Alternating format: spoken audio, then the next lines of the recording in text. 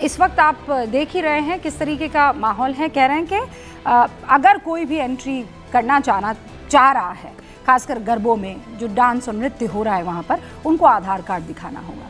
बात आगे हिंदू मुसलमान की कि देखिए मुसलमानों को एंट्री नहीं दी जा रही है, इस पर आप क्या राय रखते हैं? देखिए, एक वक्त था हिंदुस्तान में जब हम लोगों से कहते थे कि मुसलमानों हिंदुओं के धार्मिक त्यौहार में शामिल होना हराम है, नाजायज़ है, नहीं होना चाहिए।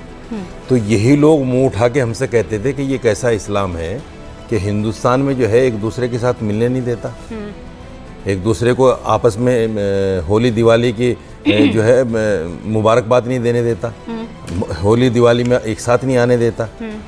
जब लोगों ने यानी नौजवानों ने इसको आगे बढ़कर गले लगाया और हिंदू त्योहारों में शामिल होने लगे तो उन्हीं पर लव जिहाद के केस लगने लगे। ये बड़ी अजीब सी विडंबना है देश मौलाना साहब, ठीक है, ये विडंबना आपकी समझती हुई, पर ये एक विडंबना भी एक्सप्लेन कर दीजिए मुझे आप। मौलाना साहब स्क्रीन पर लाइए, बताइए। एक विडंबना भी एक्सप्लेन कर दीजिए, ये नौजवान ही क्यों जा रहे गरबा में? हाँ, बूढ़े तो गरबा खेलेंगे नहीं, क्यों? औरतें क्यों नहीं जा सकती है? औरतों में क्या दिक्कत है? मतलब अगर हिंदू मुस्लिम एकता के लिए नौजवान परचम बुलंद कर रहे हैं तो महिलाएं भी चली जाएं, गरबा तो वहाँ पे महिलाएं भी करती हैं। देखिए, ऐसा है, ये सारी जिम्मेदारी आप मुसलमान नौजवानों की है कि गरबा में जाए और हिंदू मुस्लिम एकता बढ़ाए। औरतों को भी भेजिए ना, क्यों नहीं भेज रहे? रूबिका जी, ये देश लोकतांत्रिक देश है। हाँ है। इसमें ना तो इस्लाम को डंडा मार के मनवाया जा सकता, हाँ बिल्कुल नहीं बनवाया, और ना ऐसा कहा जा सकता डंडा मार के कि जाओ गरबा में जाओ। नहीं, चाहे वो लड़की हो या लड़का हो। मैं तो ये कह ही नहीं रही हूँ मैं बता मौलाना साहब, मैं तो बहुत इत्मीनान से आपसे बात करूंगी यहाँ, इत्मीनान से ही हाँ, कर रहा हूँ। और इसीलिए मैं, मुझे समझाइए, ये नौजवान ही आगे काहे बढ़ रहा है?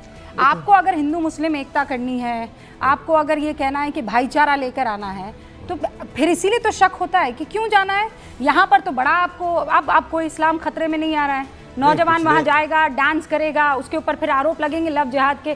तो अगर उसे जाना है तो जाए ना, मोहम्मद रिजवान बन के जाए, किसी ने रोका है? उसे मोहन यादव बन के क्यों जाना है, या शिवम त्यागी बन के क्यों जाना है? जाए, अपना नाम बताकर जाए, किसी ने रोका है? नाम बताकर जाएगा मौलाना साहब, तो आप कहेंगे ये लड़का बिगड़ गया, मादा लाडला बिगड़ गया और ये अब कादियानी हो गया है, राइट? नहीं, ऐसा कुछ भी नहीं है। देखिए, मैं फिर कहता हूँ, एक बार और समझिए, हिंदुस्तान लोकतांत्रिक देश है, शरीयत से चलने वाला देश नहीं है। इसमें किसी भी आदमी को आज़ादी है, वो गरबा खेले, डांडिया खेले, होली खेले, किसी भी त्यौहार में शामिल हो, चाहे वो कोई मुसलमान हो, हिंदू हो, कोई भी कुछ भी कर सकता है, कोई उसको मना नहीं कर सकता। हम कादियानी नहीं कहेंगे किसी को भी। लेकिन सबसे बड़ी बात यह है, देखिए, नाम छिपाकर जाना मैं मानता हूँ एक जुर्म है, इसमें कोई दो राय नहीं। आपको कहीं भी जाना है, आइडेंटिटी बता के जाइए, हाँ जाइए, कोई दिक्कत नहीं है। तो फिर वो रोक रहे हैं ना, रोक रहे हैं, तो आप कह रहे हो कि इस मुल्क में अब हिंदू मुसलमान एकता को भी खतरा आ गया है। मैं रोकने पर मना कर रहा हूँ। देखिए, जहाँ तक नाम छुपाने की बात है, मैं भी कह रहा हूँ गलत है। अगर कोई आदमी नाम छुपाए बगैर जा रहा है, जैसे मैंने अभी मध्य प्रदेश में एक जगह देखा एक वीडियो, उसमें बाकायदा डंडे लिए खड़े हैं हिंदू नौजवान कि जिहादी आ गए तो उनका इस्तेकबाल डंडों से होगा। ये कोई तरीका नहीं है ना। नहीं तो आप और क्या चाह रहे हैं? आपको इजाजत किसने दे दी कि डंडा लेके इस्तेकबाल करो? पहले आप क्लियर कर दीजिए मौलाना साहब कि मुसलमान लड़का अगर गरबा खेलने जाएगा तो कोई दिक्कत नहीं, हिंदू मुस्लिम एकता होगी, राइट? नहीं, इस्लाम में दिक्कत है, इस्लाम मना करता है इन चीजों को, बिल्कुल मना करता है। इस्लाम मना करता है तो भाईजान जाने की क्यों जरूरत है? फिर ना जाएं। मैंने आपसे वही कहा शुरू में कि इस्लाम जब मना करता था, हम मना करते थे, हम फतवा देते थे बाकायदा इस बात के लिए, तो इन लोगों को दिक्कत होती थी कि ये कौन सा इस्लाम फैला रहे हैं देश में। नहीं, पर आपस में करीब नहीं आने देते। और जब ये होने लगा तो दिक्कत लव जिहाद की हो गई। नहीं मौलाना साहब, मेरे पास तो लॉजिक है। आप कह रहे हैं कि इनको दिक्कत होती थी कि ये अब हिंदू त्योहारों को नहीं मनाते, उसको हराम। मैं बता रही हूँ दिक्कत क्यों है। दिक्कत इसलिए क्योंकि नीयत साफ नहीं है। आप वहाँ पर आप माता रानी का गरबा थोड़ी करने जा रहे हैं मौलाना साहब। वहाँ पर अगर आदमी जाकर छेड़खानी कर रहा है, महिलाओं को नृत्य करते हुए देखने में उसे आनंद आ रहा है, तो ये माता रानी की पूजा अर्चना कहाँ हुई, या उसकी इज्जत कहाँ हुई? और अगर ऐसा है तो मैं तो कह रही हूँ कि सबको जाना चाहिए।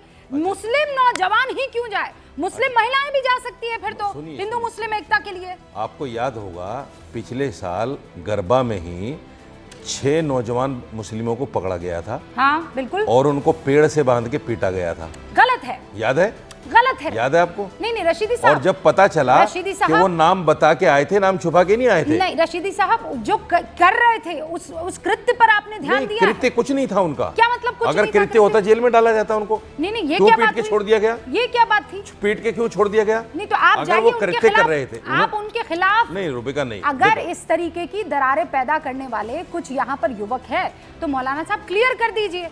अब ये एचटी हसन जब आकर, मैं आती हूँ वापस आपके साथ, किदवई साहब भी यहाँ पर मौजूद है। प्रोफेसर, ये क्या कह रहे हैं कि मूर्ति पूजा हराम है तो मुस्लिम नौजवानों को नहीं जाना चाहिए, जाएंगे तो लव जिहाद में फंसा दिया जाएंगे।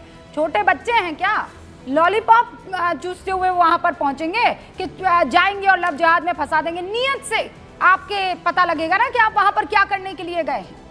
यहां भी विक्टिम कार्ड खेलेंगे। रुबिका जी देखिए, सबसे पहले तो मुझे मौलाना साहब की उस बात से सख्त एतराज़ है जिसमें मौलाना साहब कह रहे हैं कि हिंदुओं के त्यौहार में शरीक होना शरीयत के ख़िलाफ़ है या इस्लाम उसकी इजाज़त नहीं देता है। मैं तो कहता हूं कि कुरान की वो आयत मौलाना साहब बता दें और उसके बाद में हम और ये बहस कर लें। एक ऐसा ही फतवा लेकर के आए थे मोहम्मद शामी के ऊपर कि जब मोहम्मद शामी क्रिकेट खेल रहे थे तो उन्होंने पानी पी लिया था, तो उनके ऊपर भी फतवे आने लगे। तो मैंने रुबिका उस टाइम कुरान की एक आयत है सूरह बकरा, उसका जिक्र किया था और उसमें कैसे कैसे कंसेशंस दिए गए हैं वो बताए थे। खैर चलिए, वो एक बात की बात है।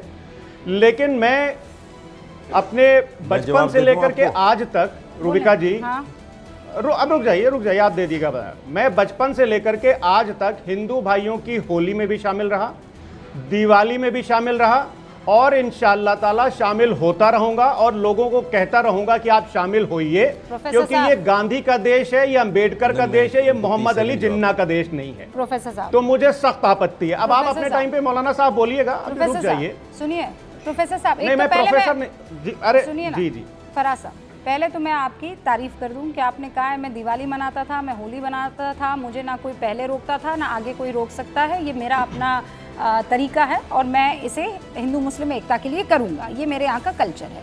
Very good sir. ये आपके लिए इसलिए अलाउड हो जाता है क्योंकि आप विशेष पार्टी से बिलोंग करते हैं, है ना।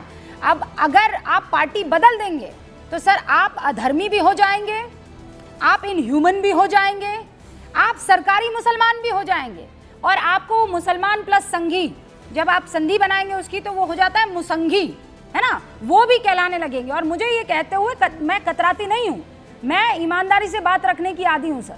अभी तो समाजवादी पार्टी में इसीलिए आपके पास छाता है, आप सब कर सकते हैं और आप सेक्युलर कहलाएंगे। प्रोफेसर साहब, समाजवादी पार्टी के प्रवक्ता फराज किदवई जी क्या कहलाएंगे? सेक्युलर है, वाह। पर रुबिका लियाकत हाथ में कलेवा बांधेगी, माथे पर बिंदी लगा देगी तो उसे सरकारी मुसलमान का तमगा दे दिया जाएगा। बिल्कुल क्लियर है ये।